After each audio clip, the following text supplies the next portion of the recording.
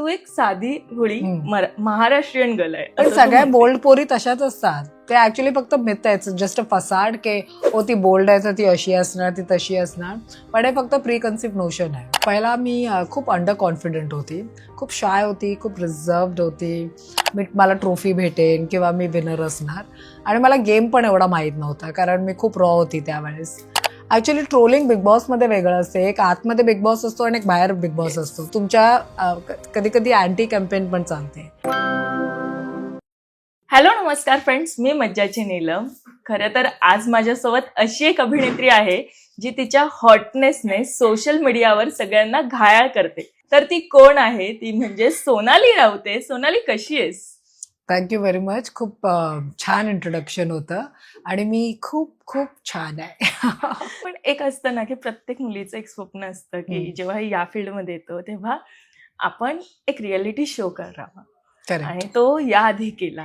मला सांग की जेव्हा आपण एखादा रियालिटी शो घेतो आणि त्यात जातो, त्यानंतर असं होतं की आपल्यात खूप चेंजेस होतात. हो. जेव्हा तू बिग बॉस मध्ये गेली होतीस, हिंदी बिग बॉस 8 केलेलं, मध्ये. सो तिथे होतीस आणि त्यानंतर काय शिकून आलीस आणि असं वाटलं की ही गोष्ट माझ्यातली हरवली आणि ही गोष्ट मी घेऊन आली? आय थिंक पहिला मी खूप अंडर कॉन्फिडंट होती, खूप शाय होती, खूप रिझर्व्ड होती, आणि मला थोडं आपले जे थॉट्स होते ते एक्सप्रेस करायला थोडी मी मागे राहायची, आणि मी एवढी म्हणजे बोलायची नाही. पण आता I think of course with age आणि विथ द एक्सपोजर आता मी माझे थॉट्स ओपिनियन सगळं मी आता बोलते, आणि आय थिंक कॉन्फिडन्स आता थोडा वेगळा आहे. It's a very good confidence. Yes, पण सोनाली मुळात कशी आहे? म्हणजे असं विचारलं की आम्ही सोशल मीडियावर वेगळी सोनालीला बघितलंय किंवा हिंदी चित्रपटात वेगळ्या सोनालीला बघितलंय. तिने एक मराठी गाणं केलंय, मी कोल्हापूरची, त्यात एक वेगळी सोनाली होती. पण सोनालीचा स्वभाव कसा आहे नेमका? सोनाली ऍक्च्युली मी तर हेच बोलू शकते की मी खूप शांत आहे, मी खूप सिम्पल आहे, खूप स्वीट आहे. पण मला माहित नाही लोक का म्हणजे एक टॅग देतात की बोल्ड आहे. जी मी आहे, मी बोल्ड पण आहे, स्ट्रॉंग पण आहे, पण मी एक बॅलन्स पर्सन आहे. पर्सनॅलिटी वाईज पण खूप बॅलन्स आहे, आणि एंटरटेन फॅक्टरमध्ये खूप पुढे आहे. आय थिंक मी एवढं बोलू शकते. येस, पण बिग बॉसचे जेव्हा सीझन पाहिलेच असशील तू, किंवा बिग बॉस केल्यावर असं एक असतं ना की ही स्पर्धक आपल्या बरोबरीची आहे आणि असं मला खेळायला आवडेल, अशी कोण वाटते तुला? आय थिंक आधीचे म्हणजे बिग बॉस मराठी की हिंदी, कोणतेही. मला ऍक्च्युली कोणाबरोबर कॉम्पिटिशनमध्ये यायचं नाहीये. माझे फेवरेट्स राहिले आहे. मला गौहर खान खूप आवडलेली तिच्या सीझनमध्ये, आणि ती विनर पण होती, तर मला गौहर खूप आवडलेली.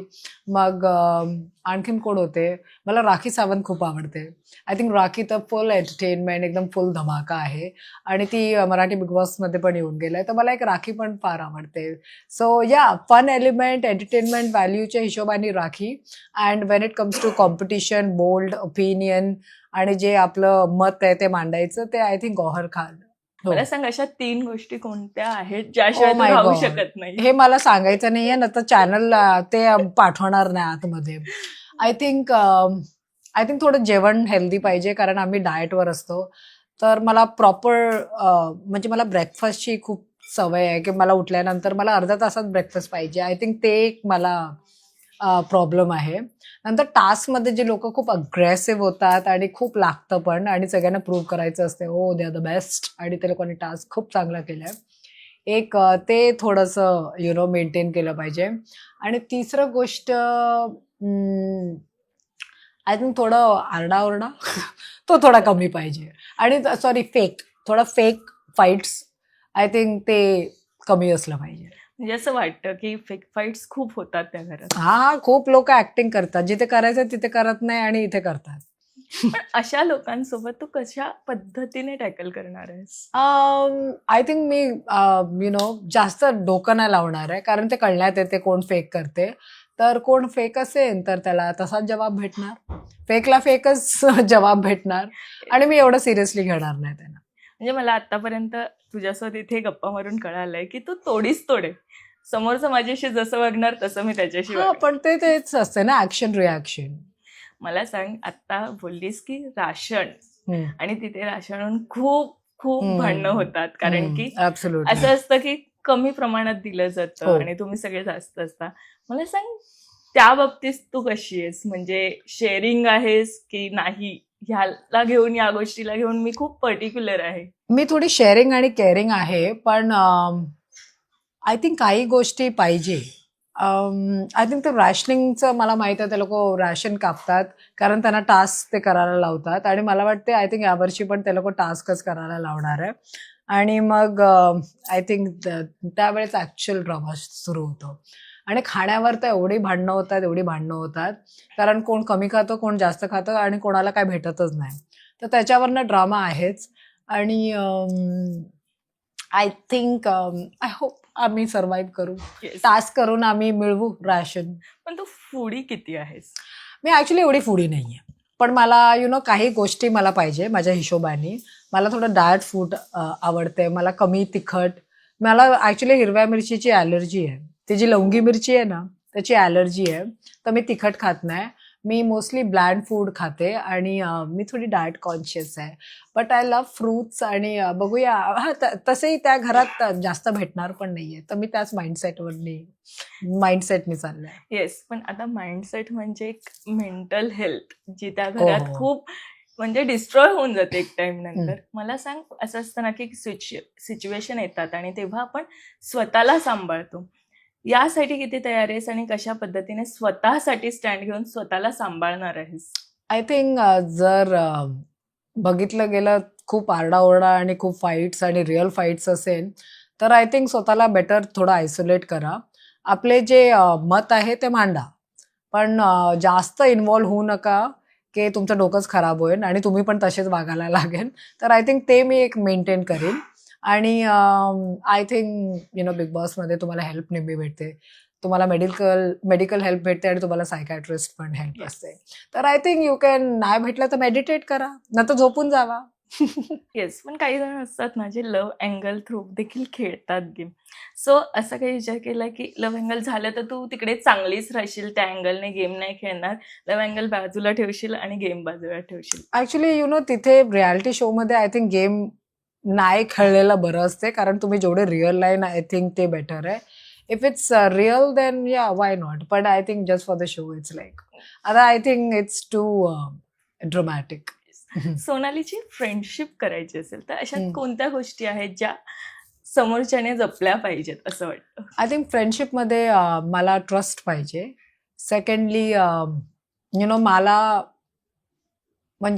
मला कोणी टेम नाही केलं पाहिजे. कारण मी दुसऱ्याचं पण रिस्पेक्ट ठेवते. तर माझे ओपिनियन्स आणि जे माझे हे आहे थॉट्स ते अप्रिशिएट केलं पाहिजे आणि बस आय थिंक थोडं फन असलं पाहिजे. आय थिंक जास्त काय नाही. आय एम नॉट एक्सपेक्टिंग शोवर तरी. येस, पण आता मी जेव्हा इंस्टाग्राम पाहिला तेव्हा मला कळालं की तुला म्हणजे बोलनेस असा भरभरून आहे, असं बोलतो ना एखादीमध्ये. हे सगळं कधीपासून सुरू झालं? ही मॉडेलिंग आणि एक सुरुवात असते ना, ती कशा पद्धतीने सुरू झाली होती? तर माझं फर्स्ट जॉबच किंगफिशर कॅलेंडर होतं. Yes. So it was a bikini calendar आणि त्याच्यानंतर it was not like no looking back.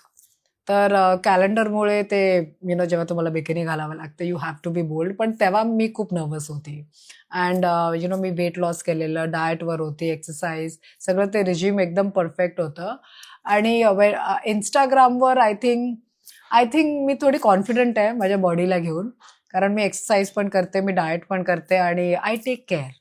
तर I think if you have it, flaunt it. माझा तो मंत्र आहे. पण एक मिथ आहे ना की असं तुला बोल्डनेसवरनं खूप बोललं जातं किंवा सोशल मीडियावर, पण तू एक साधी भोळी महाराष्ट्रीयन गर्ल आहे पण असं तू सगळ्या म्हणते. बोल्ड पोरी तशाच असतात. ते ऍक्च्युली फक्त मिथ आहे, जस्ट अ फसाड के ती बोल्ड आहे तर ती अशी असणार, ती तशी असणार. पण हे फक्त प्री कन्सिप्ट नोशन आहे. पण रिअल मध्ये सगळे खूप सिम्पल असतात, सगळे एकदम ते बोलतात ना मराठी माणूस एक सिम्पल, ते सगळे तसेच आहे. Yes, मराठी फूड मध्ये सगळ्यात जास्त काय आवडतं तुला? मला महाराष्ट्रीयन जेवणात मला वरण भात खूप आवडते आणि सिम्पल म्हणजे कोशिंबीर किंवा नॉनव्हेजमध्ये मला फिश आवडते. तर आय थिंक आणि मला मटण पण हा. जेवण बनवायला किती आवडतं? मला जेवण अजिबात येत नाही बनवता आणि मला त्याच्यावरच प्रॉब्लेम आहे की माझं काय होणार.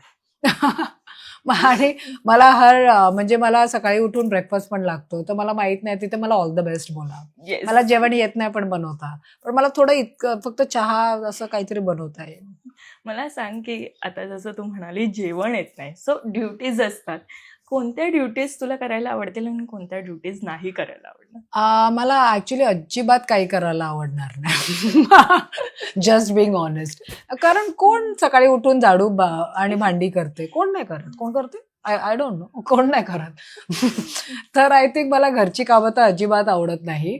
पण पण आता गेल्या आहे तर काहीतरी करावं लागेल.